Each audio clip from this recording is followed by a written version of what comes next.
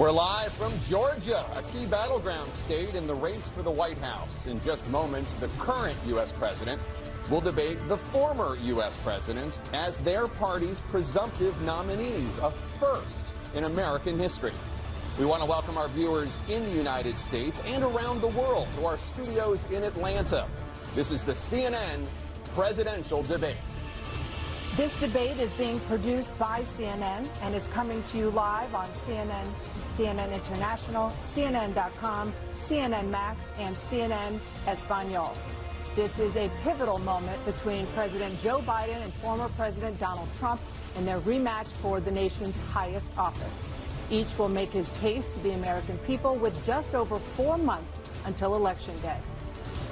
Good evening, I'm Dana Bash, anchor of CNN's Inside Politics and co-anchor of State of the Union. I'm Jake Tapper, anchor of CNN's The Lead and co-anchor of State of the Union. Dana and I will co-moderate this evening. Our job is to facilitate a debate between the two candidates tonight. Before we introduce them, we want to share the rules of the debate with the audience at home. Former President Trump will be on the left side of the screen. President Biden will be appearing on the right. A coin toss determined their positions. Each candidate will have 2 minutes to answer a question and 1 minute each for responses and rebuttals. An additional minute for follow-up, clarification, or response is at the moderator's discretion. When it's time for a candidate to speak, his microphone will be turned on and his opponent's microphone will be turned off. Should a candidate interrupt when his microphone is muted, he will be difficult to understand for viewers at home. At the end of the debate, each candidate will get 2 minutes for closing statements. There is no studio audience tonight. Pre-written notes, props, or contact with campaign staff are not permitted during the debate. By accepting our invitation to debate, both candidates and their campaigns agreed to accept these rules. Now, please welcome the 46th President of the United States, Joe Biden. Folks, how are you?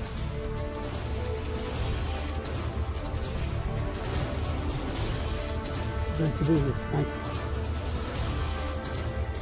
And please welcome the 45th President of the United States, Donald Trump.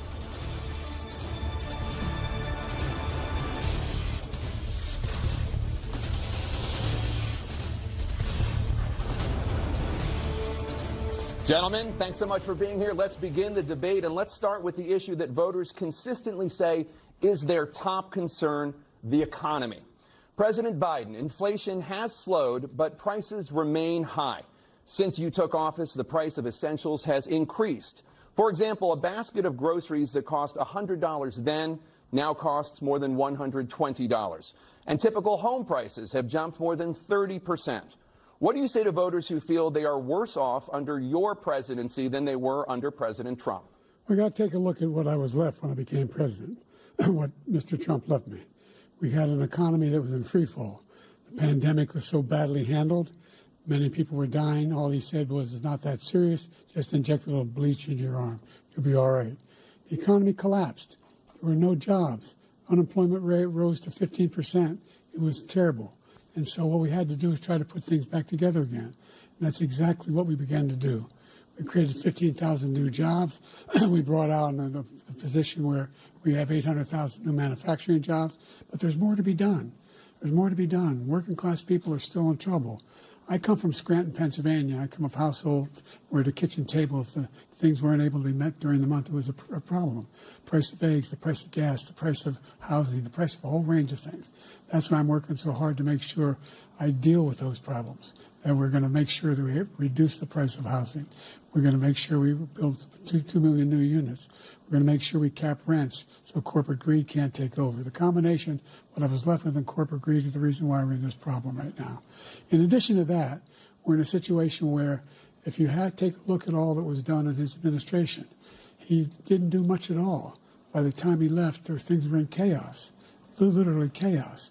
And so we put things back together. We created, I said, those jobs. We make sure we had a situation where we brought down the price of prescription drugs, which is a major issue for many people, to $15 for an insulin shot as opposed to $400.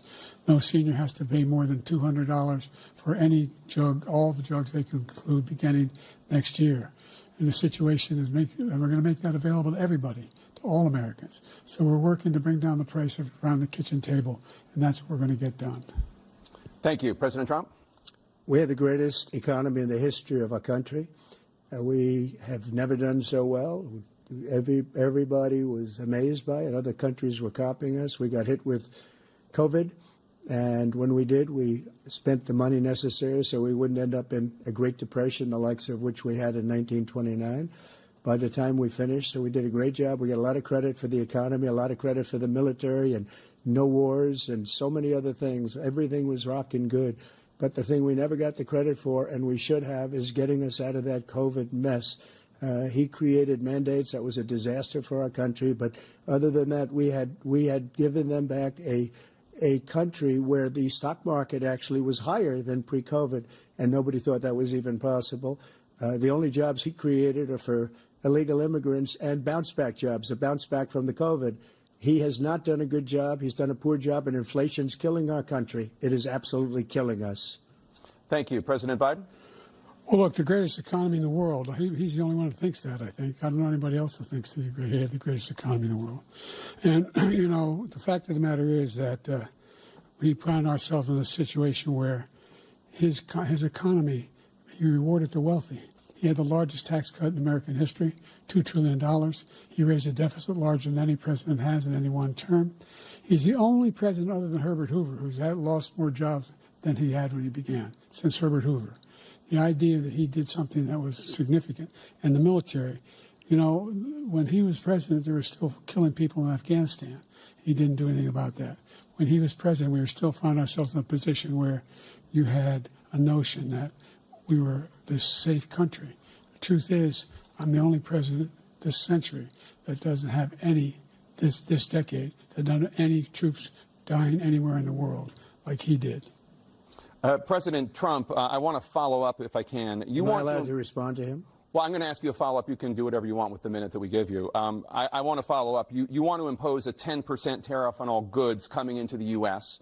How will you ensure that that doesn't drive prices even higher? It's not going to drive them higher. It's just going to cost countries that have been ripping us off for years, like China and many others, in all fairness to China. It's going to just force them to pay us a lot of money, reduce our deficit tremendously, and give us a lot of power for other things. But he made a statement. The only thing he was right about is I gave you the largest tax cut in history. I also gave you the largest regulation cut in history. That's why we had all the jobs. And the jobs went down, and then they bounced back, and he's taking credit for bounce-back jobs. You can't do that. He also said he inherited 9% inflation. Now, he inherited almost no inflation, and it stayed that way for 14 months. And then it blew up under his leadership because they spent money like a bunch of people that didn't know what they were doing. And they don't know what they were doing. It was the worst, probably the worst administration in history. There's never been. And as far as Afghanistan is concerned, I was getting out of Afghanistan, but we were getting out with dignity, with strength, with power. He got out. It was the most embarrassing day in the history of our country's life. President Trump, over the last 8 years, under both of your administrations, the national debt soared to record highs.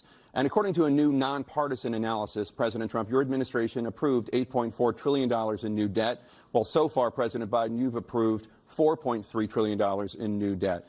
So, former President Trump, many of the tax cuts that you signed into law are set to expire next year. You want to extend them and go even further, you say.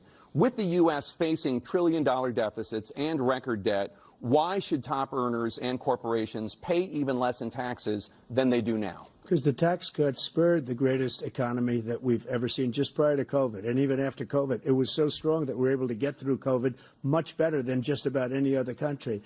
But we spurred, that tax spurred. Now, when we cut the taxes, as an example, the corporate tax was cut down to 21% from 39%, plus beyond that. We took in more revenue with much less tax, and companies were bringing back trillions of dollars back into our country. The country was going like never before, and we were ready to start paying down debt. We were ready to start using the liquid gold right under our feet, the oil and gas right under our feet. We were going to have something that nobody else has had. We got hit with COVID. We did a lot to fix it. I gave him an unbelievable situation with all of the therapeutics and all of the things that we came up with. We gave him something great. Remember, more people died under his administration even though we had largely fixed it. More people died under his administration than our administration, and we were right in the middle of it, something which a lot of people don't like to talk about. But he had far more people dying in his administration. He did the mandate, which is a disaster, mandating it. The vaccine went out. He did a mandate on the vaccine, which is the thing that people most objected to about the vaccine. And he did a very poor job, just a very poor job. And I will tell you, not only poor there, but throughout the entire world, we're no longer respected as a country. They don't respect our leadership. They don't respect the United States anymore. We're like a third world nation between weaponization of his election, trying to go after his political opponent. All of the things he's done, we've become like a third world nation, and it's a shame. The damage he's done to our country, and I'd love to ask him, and will, why he allowed millions of people to come in here from prisons, jails, and mental institutions to come into our country and destroy our country. President Trump, we will get to immigration later in this block. President Biden, I want to give you an opportunity to respond to this question about the national debt. He had the largest national debt of any president in a 4-year period, number one. Number two, that $2 trillion tax cut benefited the very wealthy. What I'm going to do is fix the tax system. For example, we have 1,000 trillionaires in America. Billionaires in America. And what's happening? They're in a situation where they, in fact, pay 8.2% in taxes. If they just paid 24%, 25%, either one of those numbers, they'd raise $500 million, billion dollars, I should say, in a 10-year period.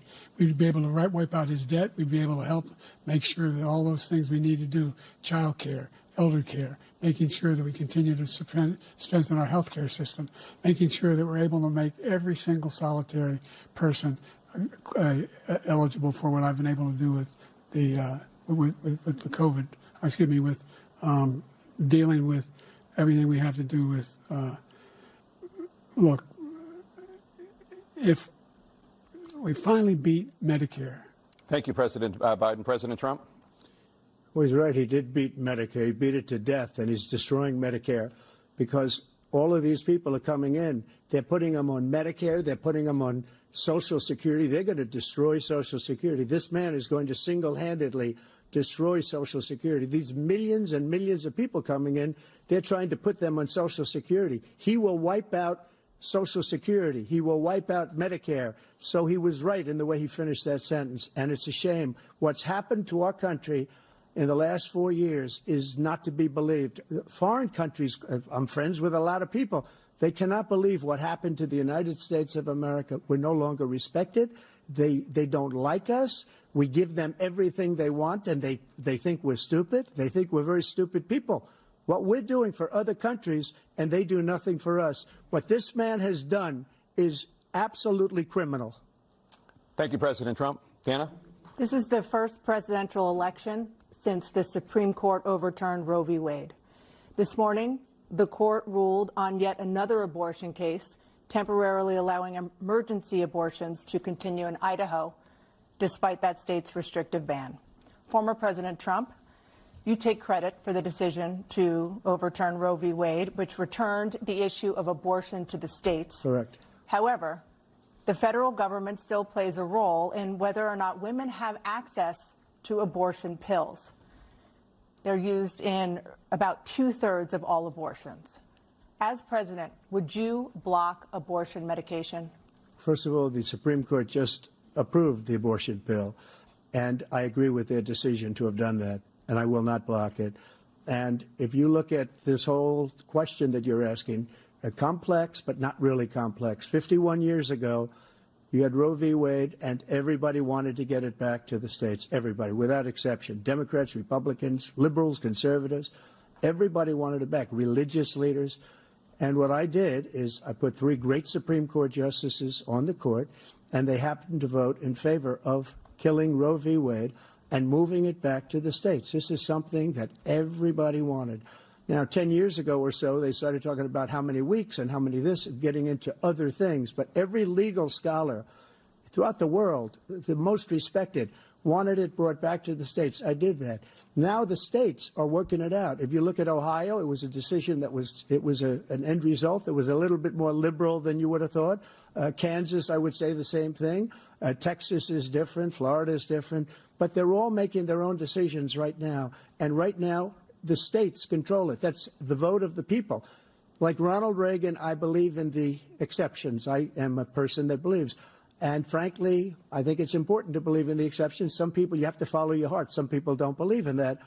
But I believe in the exceptions for rape, incest, and the life of the mother. I think it's very important. Some people don't. Follow your heart. But you have to get elected also. And because that has to do with other things. You got to get elected. The problem they have is they're radical because they will take the life of a child in the 8th month, the 9th month, and even after birth. After birth, if you look at the former governor of Virginia, he was willing to do this. He said, we'll put the baby aside and we'll determine what we do with the baby, meaning we'll kill the baby. What happened is we brought it back to the states, and the country is now coming together on this issue. It's been a great thing.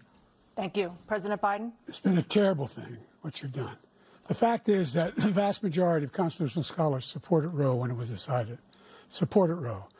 And that's this idea that they're all against it is just ridiculous. And this is the guy who says the state should be able to have it. We're in a state where in 6 weeks, you don't even know whether you're pregnant or not, but you cannot see a doctor and have him decide on what your circumstances are, whether you need help. The idea that states are able to do this is a little like saying we're going to turn civil rights back to the states, let each state have a different rule. Look, there's so many young women who have been, including a young woman who just was murdered, and he went to the funeral. The idea that she was murdered by an immigrant coming in, they talk about that. But here's the deal: there's a lot of young women who are being raped by their in-laws, by their spouses, brothers and sisters, it's just ridiculous, and they can do nothing about it. And they try to arrest them when they cross state lines. Thank you. There have been many young women murdered by the same people he allows to come across our border. We have a border that's the most dangerous place anywhere in the world, considered the most dangerous place anywhere in the world. And he opened it up, and these killers are coming into our country, and they are raping and killing women. And it's a terrible thing. As far as the abortion is concerned, it is now back with the states. The states are voting. In many cases, it's frankly a very liberal decision. In many cases, it's the opposite. But they're voting, and it's bringing it back to the vote of the people, which is what everybody wanted, including the founders, if they knew about this issue, which, frankly, they didn't. But they would have. Everybody wanted it brought back. Ronald Reagan wanted it brought back. He wasn't able to get it. Everybody wanted it brought back, and many presidents had tried to get it back. I was the one to do it. And again, this gives it the vote of the people, and that's where they wanted it. Every legal scholar wanted it that way. Staying on the topic of abortion, President Biden, 7 states, I'll let you do that. This is the same topic. 7 states have no legal restrictions on how far into a pregnancy a woman can obtain an abortion.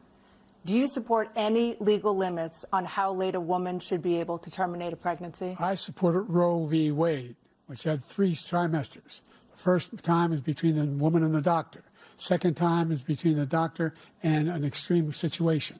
The third time is between the doctor, between the woman and the state. The idea that the politicians, that the founders wanted the politicians to be the ones making decisions about women's health is ridiculous. That's the last. No politician should be making that decision. A doctor should be making those decisions. That's how it should be run. That's what you're going to do. And if I'm elected, I'm going to restore Roe v. Wade.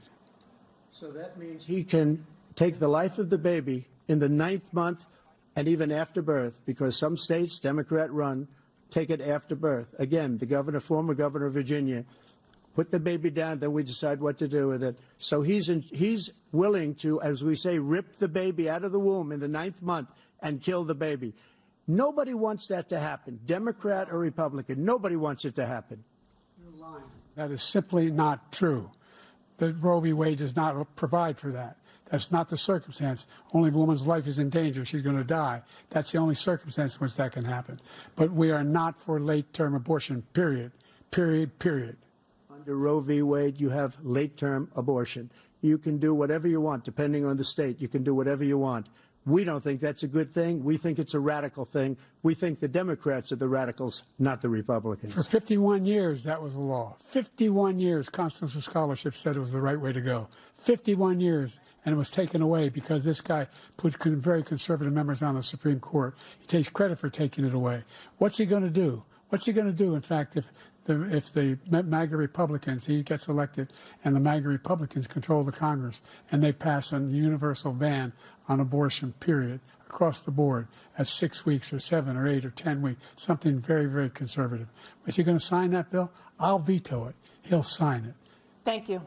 Let's turn now to the issue of immigration and border security. President Biden, a record number of migrants have illegally crossed the southern border on your watch. Overwhelming border states and overburdening cities such as New York and Chicago, and in some cases causing real safety and security concerns. Given that, why should voters trust you to solve this crisis? Because we worked very hard to get a bipartisan agreement that not only changed all of that, it made sure that we are in a situation where you had no circumstance where they could come across the border with the number of border police there are now.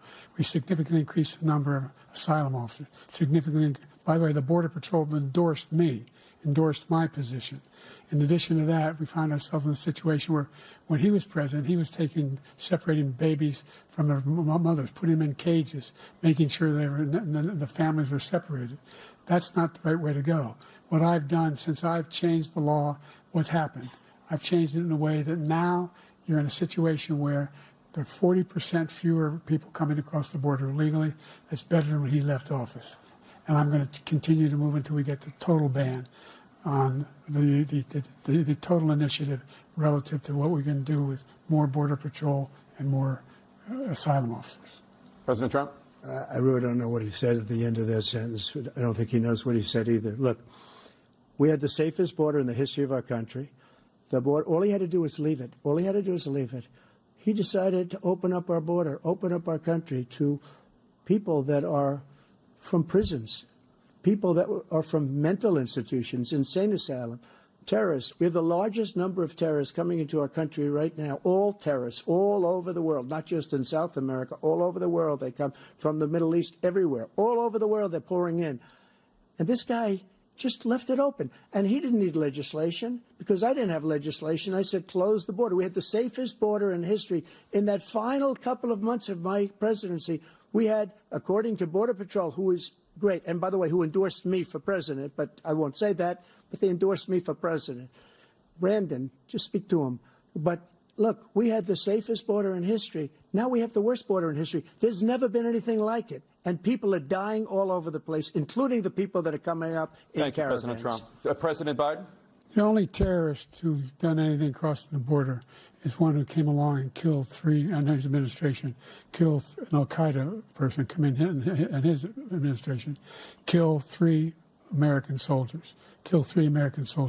That's the only terrorist that's there. I'm not saying no terrorist ever got through, but the idea they're emptying their prisons, we're welcoming these people, that's simply not true. There's no data to support what he said. Once again, he's exaggerating, he's lying. President Trump, staying on the topic of immigration, you've said that you're going to carry out, quote, the largest domestic deportation operation in American history, unquote. Does that mean that you will deport every undocumented immigrant in America, including those who have jobs, including those whose spouses are citizens, and including those who have lived here for decades? And if so, how will you do it? Just 1 second. He said we killed 3 people. The people we killed are al-Baghdadi and Soleimani, the 2 greatest terrorists, biggest terrorists anywhere in the world, and it had a huge impact on everything, not just border, on everything. He's the one that killed people with the bad water, including hundreds of thousands of people dying, and also killing our citizens when they come in. We are living right now in a rat's nest. They're killing our people in New York, in California, in every state in the union, because we don't have borders anymore. Every state is now a border. And because of his ridiculous, insane, and very stupid policies, people are coming in and they're killing our citizens at a level that we've never seen. We call it migrant crime. I call it Biden migrant crime. They're killing our citizens at a level that we've never seen before. And you're reading it like these 3 incredible young girls over the last few days. One of them, I just spoke to the mother, and they just had the funeral for this girl, 12 years old. This is horrible what's taken place. What's taken place in our country, we're literally an uncivilized country now. He doesn't want it to be. He just doesn't know. He opened the borders. Nobody's ever seen anything like.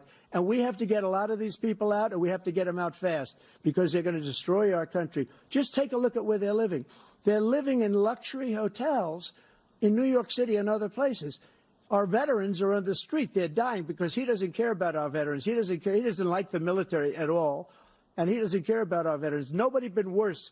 I had the highest approval rating for veterans taking care of the VA. He has the worst. He's gotten rid of all the things that I approved, choice that I got through Congress, all of the different things I approved, they abandoned. We had by far the highest, and now it's down in less than half because he's done all these great things that we did, and I think he did it just because I approved it, which is crazy. But he has killed so many people at our border by allowing all of these people to come in. And it's a very sad day in America. President Biden, you have the mic. Every single thing he said is a lie. Every single one. For example, veterans are a hell of a lot better off since I passed the PACT Act. 1 million of them now have insurance, and their families have it. Their families have it because what happened, whether it was Agent Orange or burn pits, they're all being covered now. And his group opposed that. We're also in a situation where we have great respect for veterans. My son spent a year in Iraq, living right next to one of those burn pits, came back with stage 4 glioblastoma. I was recently in France for D-Day, and I spoke all about those heroes that died. I went to the World War II cemetery, World War I cemetery he refused to go to. He was standing with his 4-star general, and he told me, he said, I don't want to go in there because they're a bunch of losers and suckers. My son was not a loser, was not a sucker. You're the sucker. You're the loser. President Trump? First of all, that was a made-up quote, suckers and losers. They made it up. It was in a third-rate magazine that's failing, like many of these magazines. He made that up. He put it in commercials. We've notified him. We had 19 people that said I didn't say it. And think of this. Who would say I'm at a cemetery or I'm talking about our veterans? Because nobody's taken better care. I'm so glad this came up, and he brought it up. There's nobody that's taken better care of our soldiers than I have. To think that I would, in front of generals and others, say suckers and losers. We have 19 people that said it was never said by me.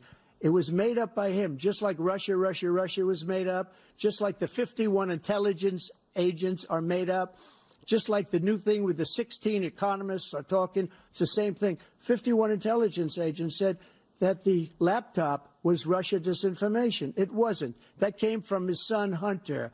It wasn't Russia disinformation. He made up the suckers and losers, so he should apologize to me right now. 4-star general standing to your side who was on your staff who said you said it, period. That's number one. And number two, the idea that I have to apologize to you for anything along the line.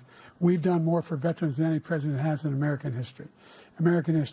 And they now are in their family. The only sacred obligation we have as a country is to care for our veterans when they come home and their families and equip them when they go to war.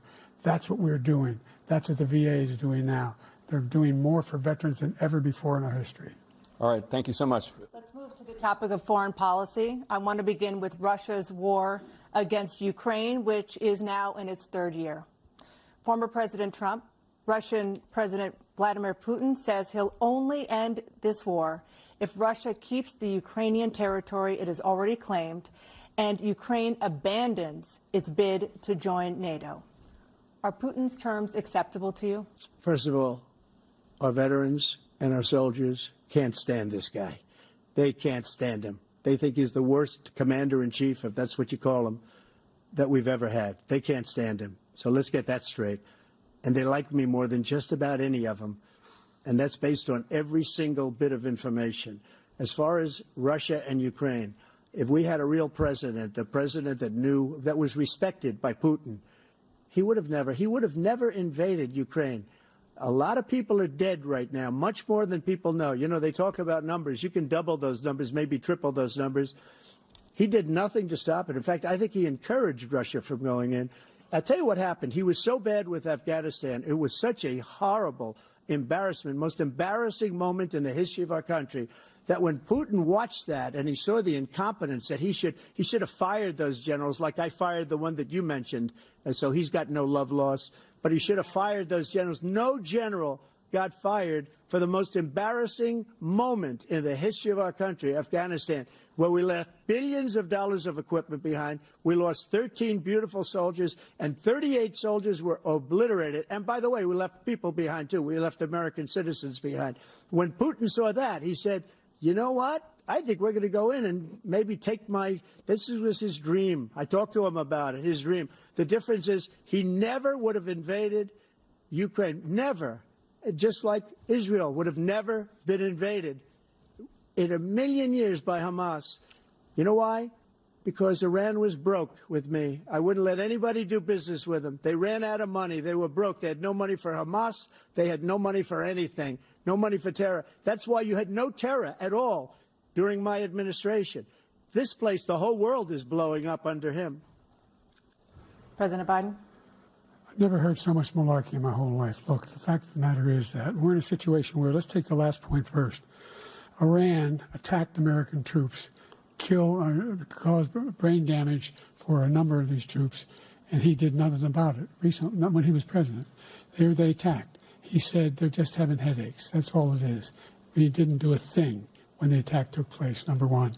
Number two, we got over 100,000 Americans and others out of Afghanistan during that airlift.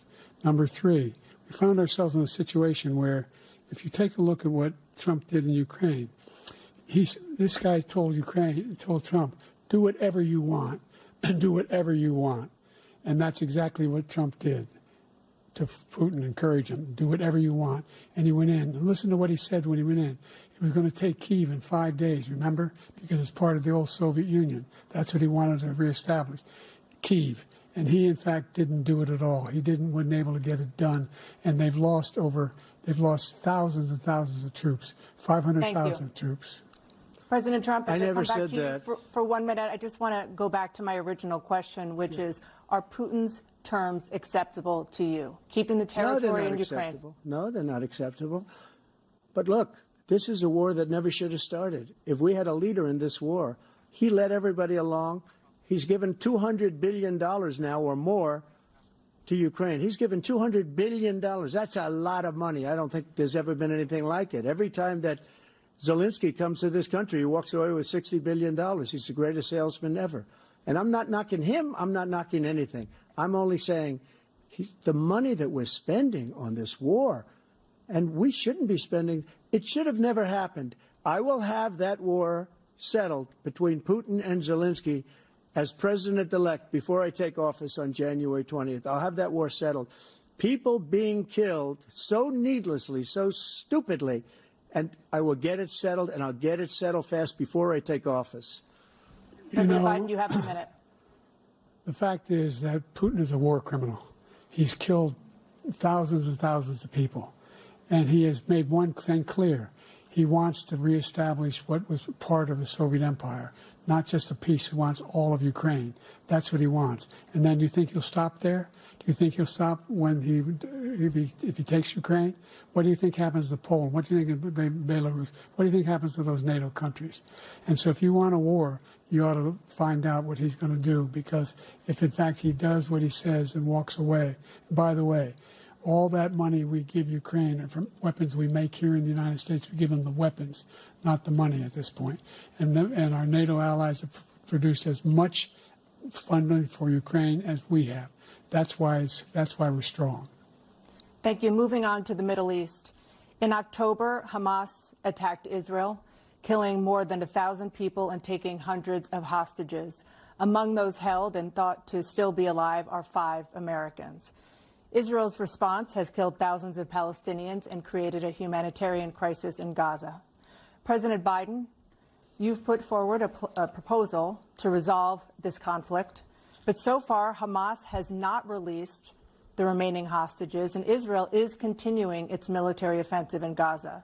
So what additional leverage will you use to get Hamas and Israel to end the war? You have 2 minutes.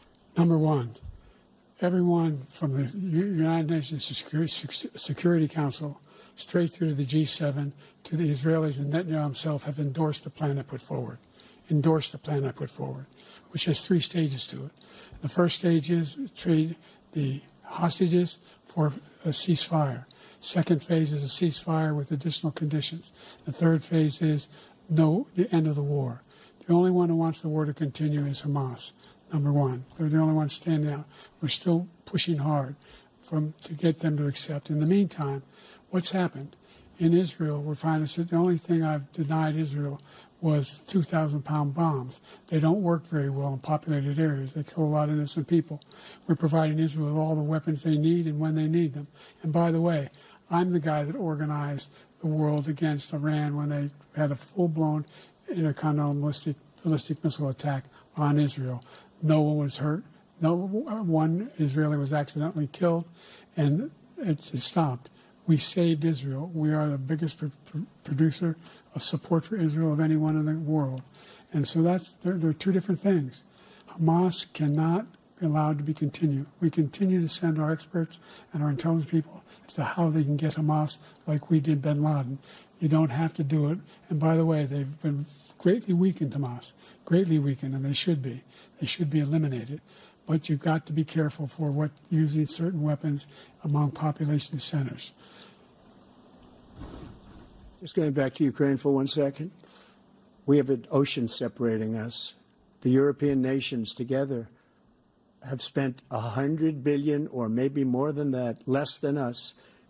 Why doesn't he call them and say, you got to put up your money like I did with NATO? I got them to put up hundreds of billions of dollars. The Secretary General of NATO said Trump did the most incredible job I've ever seen.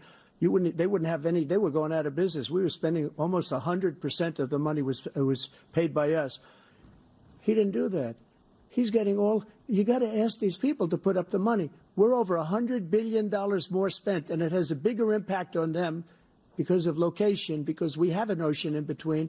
You got to ask them. As far as Israel and Hamas, Israel's the one that wants to go. He said the only one that wants to keep going is Hamas. Actually, Israel is the one, and you should let him go and let him finish the job. He doesn't want to do it. He's become like a Palestinian, but they don't like him because he's a very bad Palestinian. He's a weak one. President Biden, you have a minute. I've never heard so much foolishness. This is a guy who wants to get out of NATO. You're going to stay in NATO? He's going to pull out of NATO. The idea that we have, our strength lies in our alliances as well. It may be a big ocean, but we're ever able to avoid a war in Europe, a major war in Europe? What happens if, in fact, you have Putin continuing to go into NATO? We have an Article 5 agreement. Attack on one is attack on all. You want to start the nuclear war he keeps talking about, go ahead. Let Putin go in and control Ukraine and then move on to Poland and other places. See what happens then. He has no idea what the hell he's talking about. And by the way, I got 50 other nations around the world to support Ukraine, including Japan and South Korea, because they understand that this kind of dislocation has a serious threat to the whole world peace. No major war in Europe has ever been able to be contained just to Europe. President Trump, just to follow up, would you support the creation of an independent Palestinian state in order to achieve peace in the region? I'd have to see, but before we do that, the problem we have is that we spend all the money. So they kill us on trade. I made great trade deals with the European nations because if you add them up, they're about the same size economically. Their economy is about the same size as the United States. And they were no cars, they don't want anything that we have, but we're supposed to take their cars, their food, their everything, their agriculture. I changed that. But the big thing I changed is they don't want to pay. And the only reason that he can play games with NATO is because I got them to put up hundreds of billions of dollars. I said, and he's right about this, I said, no, I'm not going to support NATO if you don't pay. They asked me that question, would you guard us against Russia at a very secret meeting of the 28 states at that time, nations at that time. And they said, no, if you don't pay, I won't do that. And you know what happened? Billions and billions of dollars came flowing in the next day and the next months. But now we're in the same position. We're paying everybody's bills. Let's turn to the issue of democracy. Former President Trump, I want to ask you about January 6, 2021. After you rallied your supporters that day, some of them stormed the Capitol to stop the constitutionally mandated counting of electoral votes. As president, you swore an oath to, quote, preserve, protect, and defend, unquote, the Constitution. What do you say to voters who believe that you violated that oath through your actions and inaction on January 6th and worry that you'll do it again? Well, I don't think too many believe that. And let me tell you about January 6th. On January 6th, we had a great border. Nobody coming through, very few. On January 6th, we were energy independent. On January 6th, we had the lowest taxes ever. We had the lowest regulations ever. On January 6th, we were respected all over the world. All over the world, we were respected. and then he comes in, and we're now laughed at. We're like a bunch of stupid people.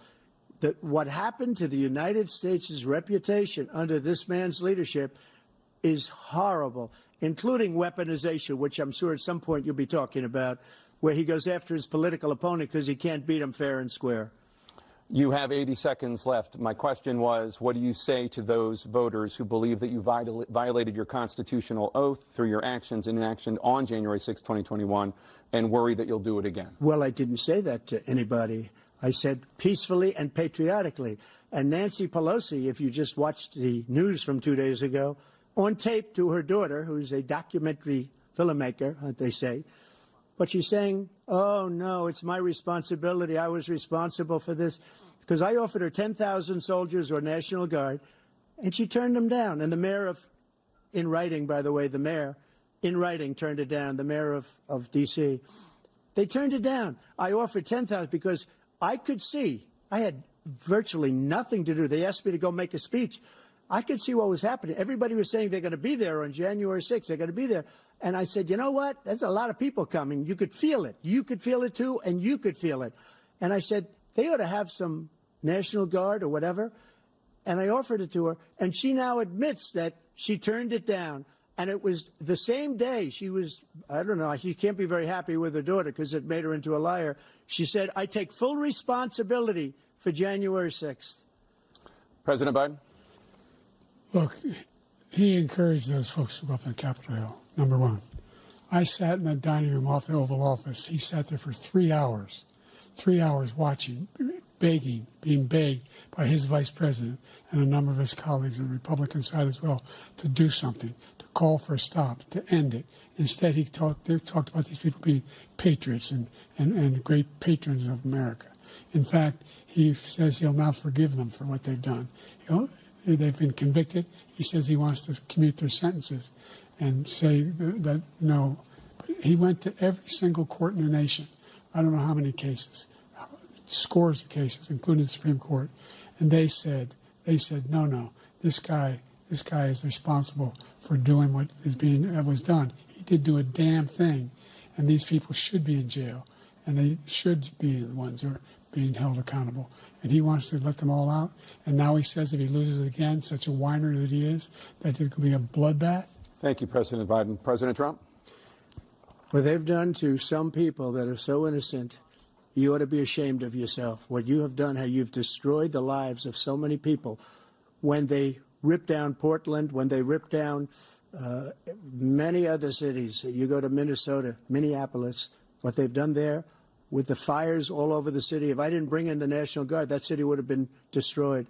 When you look at all of they took over big chunks of Seattle. I was all set to bring in the National Guard. They heard that. They saw them coming, and they left immediately. What he said about this whole subject is so off. Peacefully patriotic. One other thing. The Unselect Committee, which is basically two horrible Republicans that are all gone now, out of office, and Democrats, all Democrats, they destroyed and deleted all of the information they found because they found out we were right. We were right. And they deleted and destroyed all of the information. They should go to jail for that. If a Republican did that, they'd go to jail. Thank you, President Trump. President Biden, I want to give you a minute. The only person on this stage is a convicted felon is the man I'm looking at right now. And the fact of the matter is, what he's telling you is simply not true. The fact is that there was no effort on his part to stop what was going on up in Capitol Hill. And all those people, every one of those who were convicted, turned over desks, turned them over statues. The idea that those people are patriots? Come on. When I asked him the first two debates we had, the debates we had first time around, I said, will you denounce the Proud Boys? He said, no, I'll tell them to stand by. The idea he's refusing, will you denounce these guys? We denounce the people we're talking about now. We denounce the people who attacked that Capitol. What are you going to do? I'm going to give you a minute, President Trump, for a follow-up question I have. After a jury convicted you of 34 felonies last month, you said if reelected, you would, quote, have every right to go after, unquote, your political opponents. You just talked about members of the Select Committee on January 6th going to jail. Your main political opponent is standing on stage with you tonight. Can you clarify exactly what it means about you feeling you have every right to go after your political opponents? Well, I said my retribution is going to be success. We're going to make this country successful again, because right now it's a failing nation. My retribution is going to be success. But when he talks about a convicted felon, his son is a convicted felon at a very high level. His son is convicted, going to be convicted probably numerous other times. Should have been convicted before, but his Justice Department let the statute of limitations lapse on the most important things. But he could be a convicted felon as soon as he gets out of office. Joe could be a convicted felon with all of the things that he's done. He's done horrible things. All of the death caused at the border, telling the Ukrainian people that we're going to want $1 billion or you change the prosecutor. Otherwise, you're not getting $1 billion. If I ever said that, that's quid pro quo. That we're not going to do anything. We're not going to give you $1 billion unless you change your prosecutor, having to do with the son. This man is a criminal. This man, you're lucky. You're lucky. I did nothing wrong. We'd have a system that was rigged and disgusting. I did nothing wrong. Thank you, President Trump. President Biden, you have said, I'm coming right to you, sir. You want to respond? Go ahead. I'll give you a minute to respond. The idea that I did anything wrong relative to what you're talking about is outrageous. It's simply a lie, number one. Number two, the idea that you have a right to seek retribution against any American just because you're president is wrong. It's simply wrong. No president's ever spoken like that before. No president in our history has spoken like that before. Number three, the crimes that you are still charged with, and think of all the civil penalties you have. How many billions of dollars do you owe in civil penalties for molesting a woman in public, for doing a whole range of things, of having sex with a porn star on the night while your wife was pregnant? I mean, what are you talking about? You have the morals of an alley cat. Give you a minute, sir. I didn't have sex with a porn star, number one. Number two, that was a case that was started and moved. They moved a high-ranking official, a DOJ, into the Manhattan DA's office to start that case. That case is going to be appealed and won. We had a very terrible judge, a horrible judge, Democrat. The prosecutor were all high-ranking Democrats, appointed people, and both the civil and the criminal. He basically went after his political opponent because he thought it was going to damage me. But when the public found out about these cases, because they understand it better than he does, he has no idea what these cases are.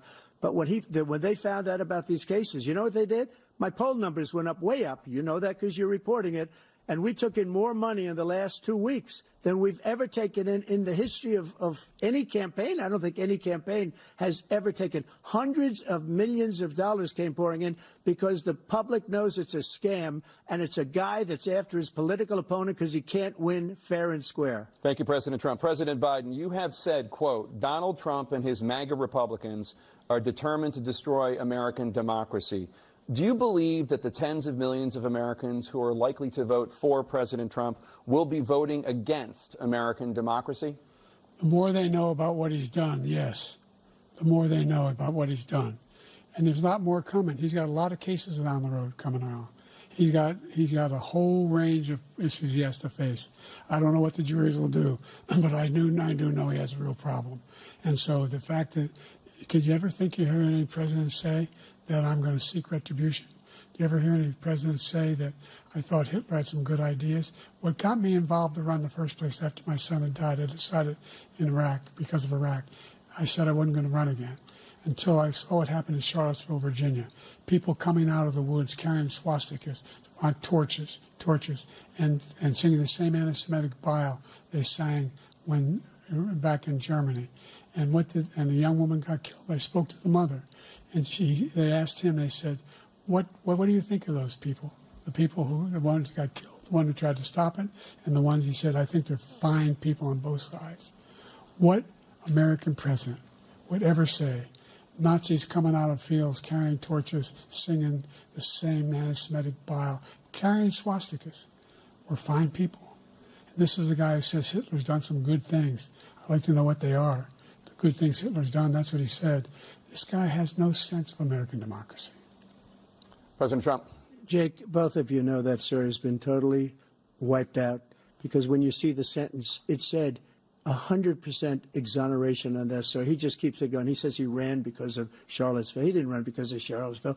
He ran because it was his last chance. He's not equipped to be president. You know it, and I know it. It's ridiculous. We have a debate. We're trying to justify his presidency. His presidency, he's without question the worst president, the worst presidency in the history of our country. We shouldn't be having a debate about it. There's nothing to debate. He made up the Charlottesville story, and you'll see it's debunked all over the place. Every reasonable anchor has debunked it. And just the other day it came out where it was fully debunked. It's a nonsense story. He knows that, and he didn't run because of Charlottesville. He used that as an excuse to run. President Biden? And debunked. It happened. All you have to do is listen to what was said at the time. And the idea that somehow that's the only reason I ran because I was worried a guy like this guy could get elected. If he thought they were good people coming out of that forest, carrying those woods, carrying those torches, then he didn't deserve to be president. Didn't deserve to be president at all.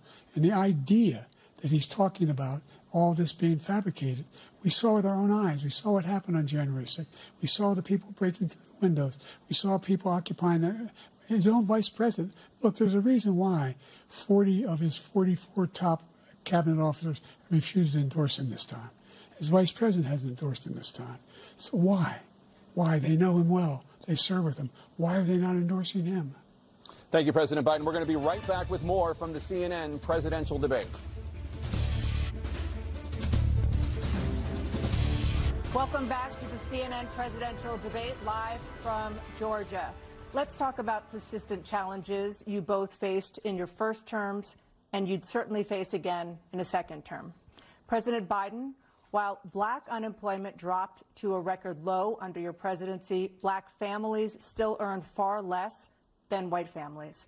Black mothers are still 3 times more likely to die from pregnancy-related causes, and black Americans are imprisoned at 5 times the rate of white Americans. What do you say to black voters who are disappointed that you haven't made more progress? They acknowledge they made a lot of progress, number one. The fact of the matter is there's more small black businesses that have been started than any time in history. Number two, the wages of black unemployment is the lowest level it's been in a long, long time. Number three, we're trying to provide housing for black Americans and dealing with the segregation that exists among these corporations that collude to keep people out of their houses. And in addition to that, we find that the impact on the choice that black families have to make relative to child care is incredibly difficult. When we did the first major piece of legislation in the past, I was able to reduce black child care costs. I cut them in half. We got to make sure we provide for child care costs. We got to make sure, because when you provide those child care protections, you increase economic growth because more people can be in the job market. So there's more to be done, considerably more to be done. But we've done a great deal so far, and I'm not letting up, and they know it. You have 49 seconds left. What do you say to black voters who are disappointed with the progress so far? I say I don't blame them for being disappointed. Inflation is still hurting them badly. For example, I provided for the idea that any black family, first-time home buyer, should get a $10,000 tax credit to be able to buy their first home so they can get started. I made sure that we're in a situation where all those black families and those black individuals who had to take out student loans that were ballooning, that if they were engaged in nursing, anything having to do with volunteerism, if they paid their bills for 10 years on their student debt, all the rest was forgiven after 10 years. Millions have benefited from that. And we're going to do a whole lot more for black families. Thank you, President Trump. And he caused the inflation. He's blaming inflation, and he's right, it's been very bad. He caused the inflation, and it's killing black families and Hispanic families and just about everybody. It's killing people. They can't buy groceries anymore. They can't. You look at the cost of food where it's doubled and tripled and quadrupled. They can't live. They're not living anymore. He caused this inflation. I gave him a country with essentially no inflation. It was perfect. It was so good. All he had to do is leave it alone. He destroyed it with his Green New scam and all this money that's being thrown out the window. He caused inflation. As sure as you're sitting there, the Fact is that his big kill on the black people is the millions of people that he's allowed to come in through the border. They're taking black jobs now, and it could be 18, it could be 19, and even 20 million people. They're taking black jobs, and they're taking Hispanic jobs, and you haven't seen it yet, but you're going to see something that's going to be the worst in our history. Thank you. President Biden? There was no inflation when I became president. You know why? The economy was flat on its back. 15% unemployment. He decimated the economy, absolutely decimated the economy. That's why there was no inflation at the time. There were no jobs. We provided thousands of millions of jobs for individuals who are in all communities, including minority communities. We made sure that they have health insurance. We have covered, if the ACA has increased, I made sure that they're $8,000 per person in a family to get written off for health care. But this guy wants to eliminate that. They tried 50 times. He wants to get rid of the ACA again, and they're going to try again if they win. You find ourselves in a position where the idea that we're not doing any, we put more police on the street than any administration has. He wants to cut the cops. We're providing for equity and making sure people have a shot to make it. There's a lot going on, but in inflation, he caused it by his tremendous malfeasance in the way he handled the pandemic. Thank you. Another persistent challenge is the climate crisis. 2023 was the hottest year in recorded history, and communities across the country are confronting the devastating effects of extreme heat, intensifying wildfires, stronger hurricanes, and rising sea levels. Former President Trump, you've vowed to end your opponent's climate initiatives, but will you take any action as president to slow the climate crisis? Well, let me just go back to what he said about the police, how close the police are to him. Almost every police group in the nation from every state is supporting Donald J. Trump. Almost every police group. And what he's done to the black population is horrible, including the fact that for 10 years he called them super predators. We can't, in the 1990s, we can't forget that. Super predators was his name, and he called it to them for 10, and they've taken great offense at it, and now they see it happening. But when they see what I did for criminal justice reform and for the historically black colleges and universities, where I funded them and got them all funded, and the opportunity zones with Tim, as you know, Tim Scott was incredible. He did a great job, great senator from South Carolina. He came to me with the idea, and it was a great idea. It's one of the most successful economic development acts ever in the country, opportunity zones.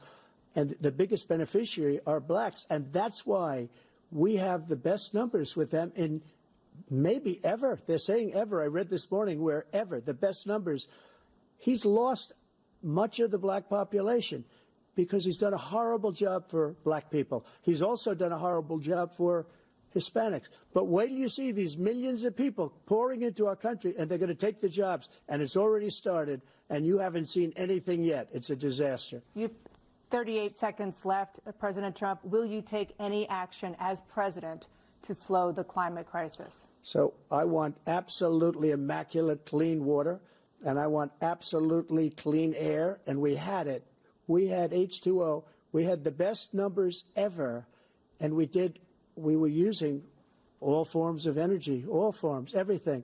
And yet, during my 4 years, I had the best environmental numbers ever. And my top environmental people gave me that statistic just before I walked on the stage, actually. I don't know where the hell he's been. The idea that anything he said is true.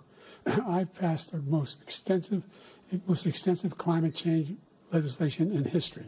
We find ourselves, and by the way, black colleges, I came up with $15 billion for HBCUs, historic black universities and colleges, because they don't have the kind of contributors that they have to build these laboratories and the like. Any black student is capable in college of doing any white student can do. They just don't have the money, but now they'll be able to get those jobs in high tech. We're in a situation where the idea that he is claiming to have done something that had the cleanest water, he hadn't done a damn thing for the environment. He pulled out of the Paris Climate Accord. I immediately joined it because if we reach 1.5 degrees Celsius at any one point, there's no way back. The only existential threat to humanity is climate change, and he didn't do a damn thing about it. He wants to undo all that I've done.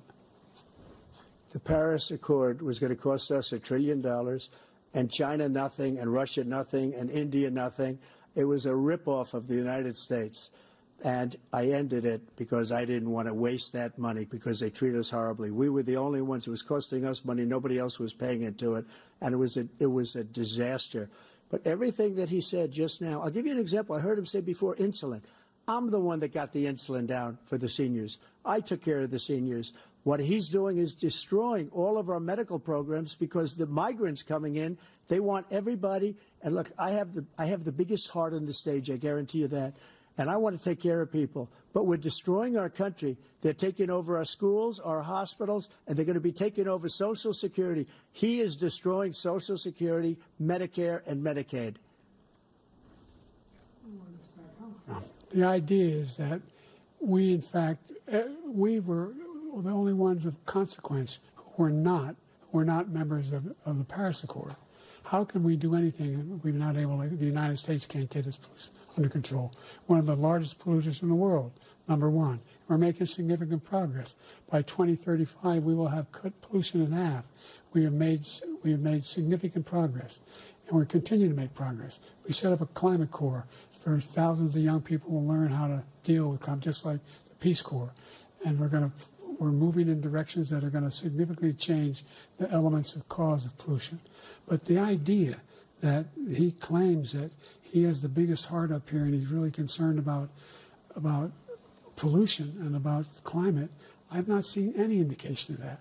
And by the way, with regard to prescription drugs, one company agreed that they would reduce the price to $35, which I was calling for, one, voluntarily.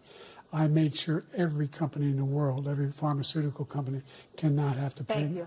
And by the way, so every day, millions of Americans struggle just to make ends meet. For many older Americans, Social Security provides a critical lifeline. President Biden, if nothing is done to Social Security, seniors will see their benefits cut in just over 10 years. Will you name tonight one specific step that you're willing to take to keep Social Security solvent? yes, make the very wealthy begin to pay their fair share. Right now, everybody making under $170,000 pays 6% of their income, of their paycheck, every single time they get a paycheck from the time of the first one they get when they're 18 years old. The idea that they're going to, I'm proposing that everybody, the millionaires pay 1%. So no one I would not raise the cost of Social Security for anybody under $400,000. After that, I began to make the wealthy begin to pay their fair share by increasing from 1% beyond to be able to guarantee the program for life. So you still have 82 seconds left. Are there any other measures that you think that would be able to help keep Social Security solvent, or is that one enough? Well, no, that one enough will keep it solvent. But the biggest thing will do if we defeat this man, because he wants to get rid of Social Security. He thinks there's plenty to cut in Social Security. He's wanting to cut Social Security and Medicare, both times. And and if you look at the program put forward by the House Republican caucus that I believe supports, is in fact want to cut it as well. The idea that we don't need to protect our seniors is ridiculous. And by the way, the American public has greater health care coverage today than ever before. And on the ACA, as I said, you're in a circumstance where 400,000 people, 40 million people would not have insurance because they have a pre-existing condition. Only thing that allows them to have that insurance is the fact that they, in fact, are part of the ACA. And by the way, the other thing is, we're in a situation where I talk about education for black communities. I've raised the amount of money for Pell Grants by another $8,000. So anybody making under $70,000 a year is going to be able to get $15,000 toward their tuition. He just doesn't know what he's talking about. Thank you, President Biden. President Trump. So I've dealt with politicians all my life. I've been on this side of the equation for the last 8 years. I've never seen anybody lie like this guy. He lies. I've never seen it. He can look you in the face. About so many other things, too. And we mentioned the laptop. We mentioned Russia, Ukraine. Everything he does is a lie. It's misinformation and disinformation. The losers and suckers story that he made up is a total lie on the military. It's a disgrace. But Social Security, he's destroying it because millions of people are pouring into our country, and they're putting them onto Social Security. They're putting them onto Medicare, Medicaid. They're putting them in our hospitals. They're taking the place of our citizens. What they're doing to the VA, to our veterans, is unbelievable. Our veterans are living in the street, and these people are living in luxury hotels. He doesn't know what he's doing, and it's really coming back. I've never seen such anger in our country before. President Biden? The idea that veterans are not being taken care of, I told you before. And by the way, when I said suckers and losers, he acknowledged after that he fired that general. That general got fired because he's the one that acknowledged that that's what he said. He was the one standing with Trump when he said it, number one. Number two, the idea that we're going to be in a situation where all these millions and millions, the way he talks about it, illegal aliens are coming into the country and taking away our jobs. There's a reason why we have the fastest growing economy in the world, the reason why we have the most successful economy in the world. We're doing better than any other nation in the world. And by the way, those 15 Nobel laureates he talked about being phony, those 15 Nobel laureates, economists, they all said that if Trump is reelected, we're likely to have a recession and inflation is going to increase and go up. And by the way, worst president in history, 159 presidential scholars voted him the worst president in the history of the United States of America. President Biden, thank you so much. Let's turn to the cost of child care, which many American families struggle to afford. President Trump, both you and President Biden have tried to address this issue, but the average cost of child care in this country has risen to more than $11,000 a year per child. For many families, the cost of child care for 2 children is more than their rent. In your second term, what would you do to make child care more affordable? Just to go back, the general got fired because he was no good. And if he said that, that's why he made it up. But we have 19 people that said I didn't say it, and they're very highly respected, much more so than him. The other thing is, he doesn't fire people. He never fired people. I've never seen him fire anybody. I did fire a lot. I fired Comey because he was no good. I fired a lot of the top people at the FBI, drained the swamp. They were no good. Not easy to fire people. You'd pay a price for it, but they were no good. I inherited these people. I didn't put him there. I didn't put Comey there. He was no good. I fired him. This guy hasn't fired anybody. He never fires. He should have fired every military man that was involved with that the Afghanistan horror show, the most embarrassing moment in the history of our country. He didn't fire. Did you fire anybody?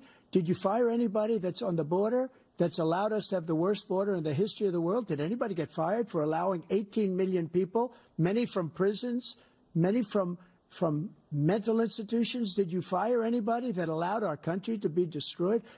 Joe, our country is being destroyed as you and I sit up here and waste a lot of time on this debate. This shouldn't be a debate. He is the worst president. He just said about me because I said it. But look, he's the worst president in the history of our country. He's destroyed our country. Now all of a sudden he's trying to get a little tough on the border. He came out with a nothing deal, and it reduced it a little bit, like this much. It's insignificant.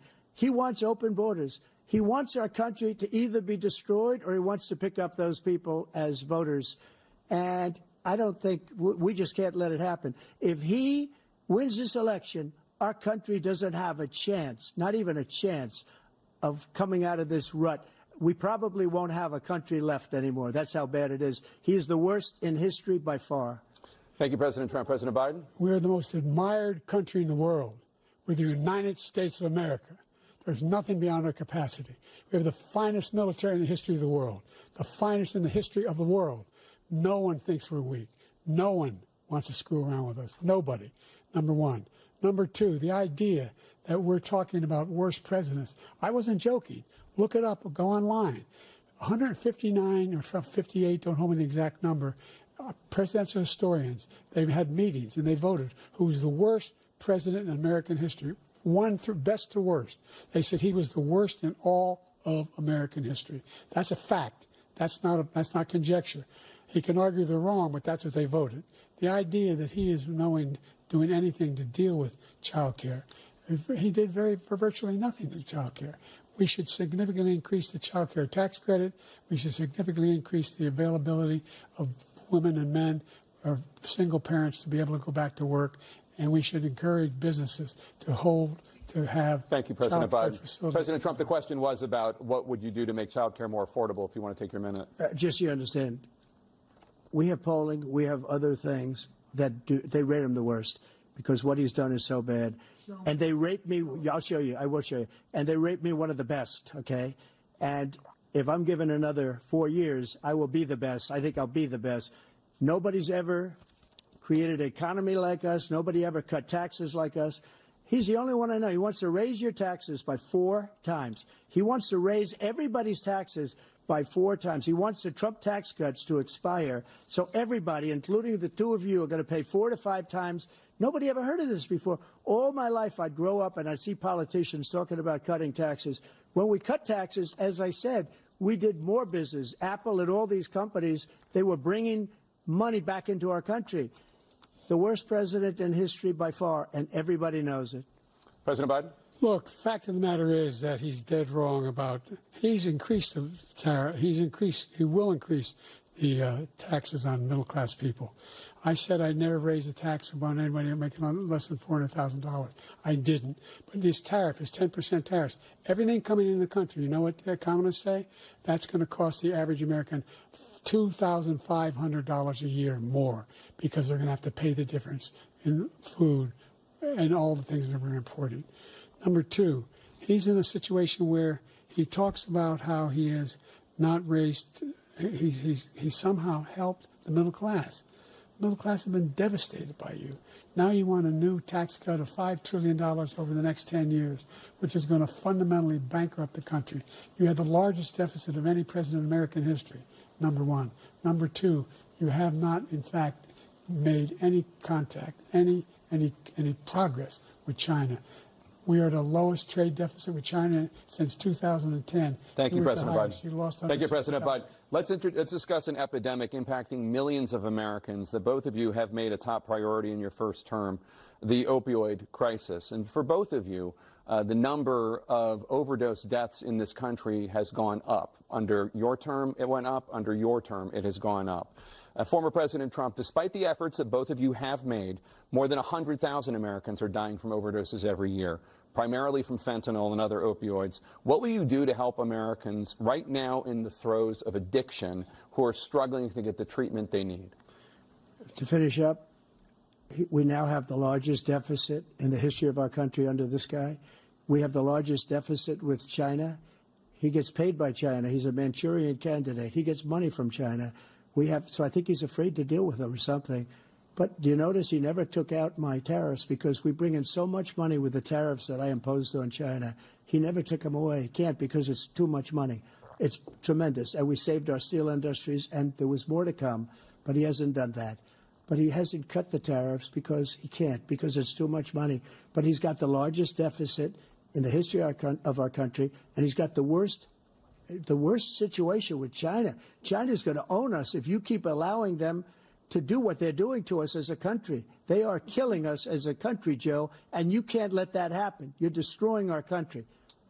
So, President Trump, you have 67 seconds left. The question was, what are you going to do to help Americans in the throes of addiction right now who are struggling to get the treatment they need?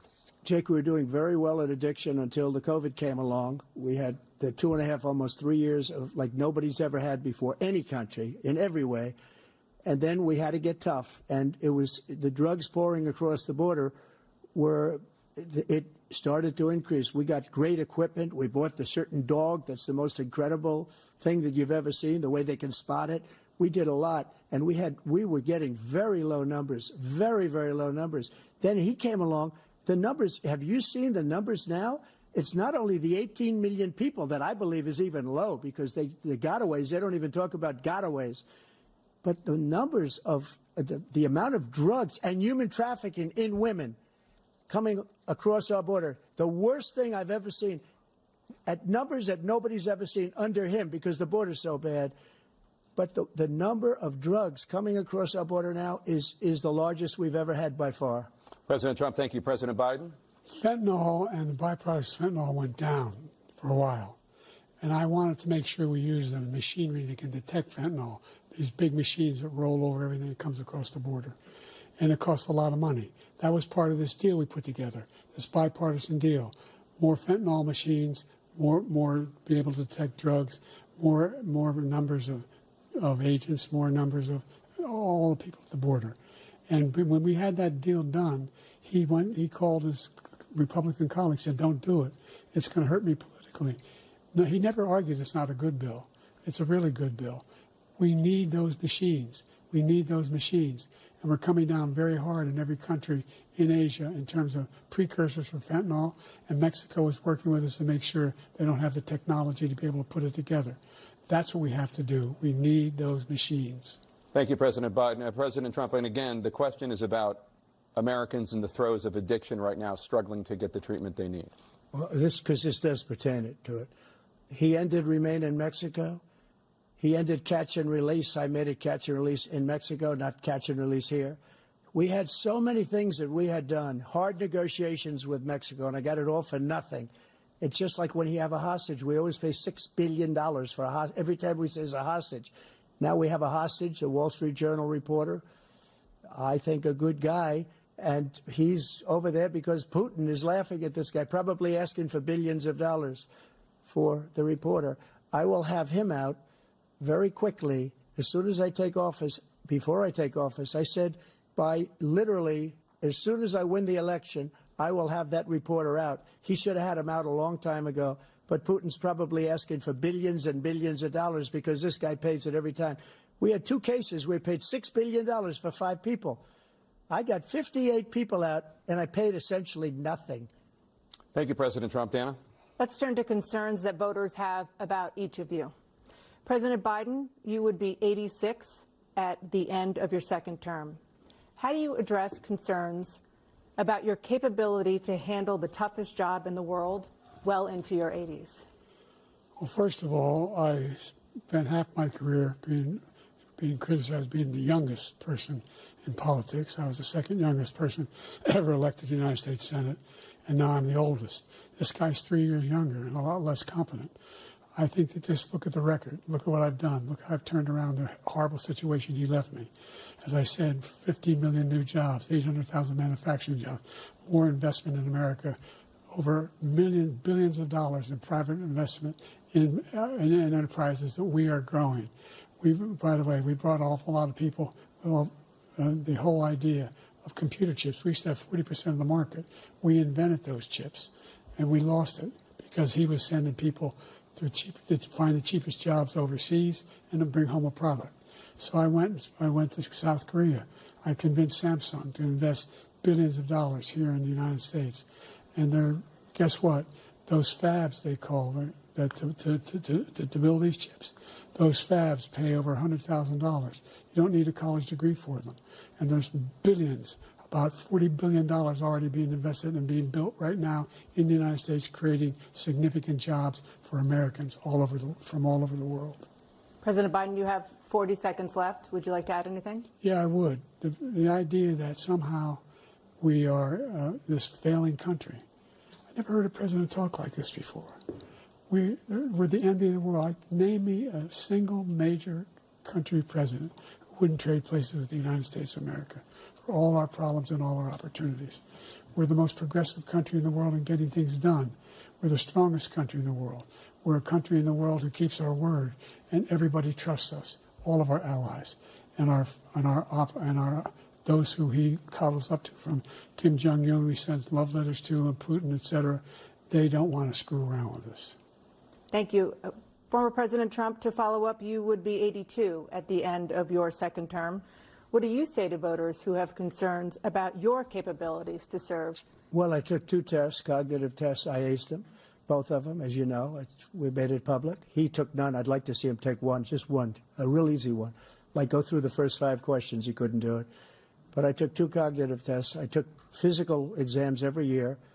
And, you know, we knock on wood wherever we may have wood, that I'm in very good health. I just won 2 club championships, not even senior, 2 regular club championships. To do that, you have to be quite smart, and you have to be able to hit the ball a long way. And I do it. He doesn't do it. He can't hit a ball 50 yards. He challenged me to a golf match. He can't hit a ball 50 yards. I think I'm in very good shape. I feel that I'm as in good a shape as I was 25, 30 years ago. Actually, I'm probably a little bit lighter, but I'm in as good a shape as I was years ago. I feel very good. I feel the same. But I was willing to take a cognitive test. And you know what? If I didn't do well, I aced them. Dr. Ronnie Jackson, who's a great guy when he was White House doctor. And then I took another one, a similar one. And one of them said they'd never seen anybody ace him. Thank you. President Biden? You can see he is 6'5" and only 223 pounds, or 235 pounds. You never said it was 6'4". Well, you said 6'4", 200. Well, anyway, that's what you're. Anyway, just take a look at what he says he is, and take a look at what he is. Look, I'd be happy to have a driving contest with him. The reason I got my handicap, which when I was vice president, down to a 6. But by the way, I told you before, I'm happy to play golf if you carry your own bag. Think you can do it?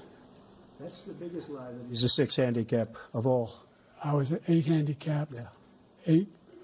Never. But I had, you know how many? I've seen you swing. I know you swing. Let's not act like children. President Trump, we're going to 21 turn Let's not act like children. You to are a a child. specific concern that voters have about you. Will you pledge tonight that once all legal challenges have been exhausted, that you will accept the results of this election, regardless of who wins, and you will say right now that political violence in any form is unacceptable? Well, I shouldn't have to say that, but of course I believe that. It's totally unacceptable. And if you would see my statements that I made on Twitter at the time, and also my statement that I made in the Rose Garden, you would say it's one of the strongest statements you've ever seen. In addition to the speech I made in front of, I believe, the largest crowd I've ever spoken to, and I will tell you, nobody ever talks about that. They talk about a relatively small number of people that went to the Capitol, and in many cases were ushered in by the police. And as Nancy Pelosi said, it was her responsibility, not mine. She said that loud and clear. But the answer is, if the election is fair, free, and I want that more than anybody. And I'll tell you something. I wish he was a great president, because I wouldn't be here right now. I'd be at one of my many places enjoying myself. I wouldn't be under indictment because I wouldn't have been his political opponent, because he indicted me because I was his opponent. I wish he was a great president. I would rather have that. I wouldn't be here. I don't mind being here. But the only reason I'm here is he's so bad as a president that I'm going to make America great again. We're going to make America great again. We're a failing nation right now. We're a seriously failing nation. And we're a failing nation because of him. His policies are so bad. His military policies are insane. They're insane. These are wars that will never end with him. He will drive us into World War III, and we're closer to World War III than anybody can imagine. We are very, very close to World War III, and he's driving us there. And Kim Jong-un and President Xi of China, Kim Jong-un of North Korea, all of these, Putin, they don't respect him. They don't fear him. They have nothing going with this gentleman, and he's going to drive us into World War III. You want a World War III, let him follow and win, and let Putin say, do what you want, NATO. Just do what you want. There's a thing called Article 5. An attack on one is an attack on all, and required response. The idea, I can't think of a single major leader in the world who wouldn't trade places with the job I've done and what they've done. Because we're a powerful nation. We have wonderful peace. Because of the people, not me, it's because of the American people. They're capable of anything, and they step up when they're needed. And right now, we're needed. We're needed to protect the world because our own safety is at stake. And again, you want to have a war, just let Putin go ahead and take Kyiv, make sure they move on, see what happens in Poland, Hungary, and other places along that border. Then you have a war. President Trump, as I come back to you for a follow-up, the question was, will you accept the results of this election, regardless of who wins? Just to finish what he said, if I might, Russia, they took a lot of land from Bush. They took a lot of land from Obama and Biden. They took no land, nothing from Trump, nothing. He knew not to do it. He's not going to play games with me. He knew that. I got along with him very well, but he knew not to play games. He took nothing from me. But now he's going to take the whole thing from this man right here. That's a war that should have never started. It would have never started ever with me. And he's going to take Ukraine. And, you know, you asked me a question before, would you do this with? He's got us in such a bad position right now with Ukraine and Russia, because Ukraine's not winning that war. He said, I will never settle until such time. They're running out of people. They're running out of soldiers. They've lost so many people. It's so sad. They've lost so many people, and they've lost those gorgeous cities with the golden domes that are 1,000 years old, all because of him and stupid decisions. Russia would have never attacked if I were President Trump, president. the question was, will you accept the results of the election, regardless of who wins? Yes or no, please. If it's a fair and legal and good election, absolutely. I would have much rather accepted these, but the fraud and everything else was ridiculous. And if you want, we'll have a news conference on it in a week, or we'll have another one of these in a week. But I will absolutely, there's nothing I'd rather do. It would be much easier for me to do that than I'm running again. I wasn't really going to run until I saw the horrible job he did. He's destroying our country. I would be very happy to be someplace else, in a nice location someplace. And again, no indictments, no political opponent stuff, because it's the only way he thinks he can win. But unfortunately, it's driven up my numbers and driven them up to a very high level because the people understand it. Well, let's see what your numbers are when this election is over. Let's see. You're a whiner. When you lost the first time, you continued, you appealed and appealed to courts all across the country. Not one single court in America said any of your claims had any merit, state or local, none. But you continue to provoke this lie about somehow there's all this misrepresentation, all this stealing. There is no evidence of that at all. And I tell you what, I doubt whether you'll accept it because you're such a whiner. The idea if you lose again, you accepting anything, you can't stand the loss. Something snapped in you when you lost the last time. We'll be right back with more from the CNN presidential debate, live from Georgia.